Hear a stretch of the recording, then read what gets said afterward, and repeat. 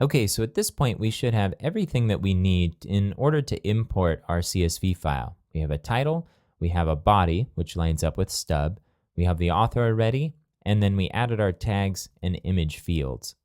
I'm going to jump back to the browser here. Now, before we generate our feeds importer, remember how last time when we imported our users, we forgot to copy over our user images first. Let's make sure that doesn't happen this time and copy over our images, and then we'll create our feed importer. So let's jump to the resource pack directory, and here under blog images, we're going to copy these 4 images. And then over in our site directory, here under files in giftofgeek.localhost, we're going to paste our images in a folder called blog-images. Now, if you look here, it doesn't exist yet because we haven't uploaded any images yet for a blog entry, so we'll need to create that. So I'm going to open up the files directory, and I'm going to create a new folder called blog-images.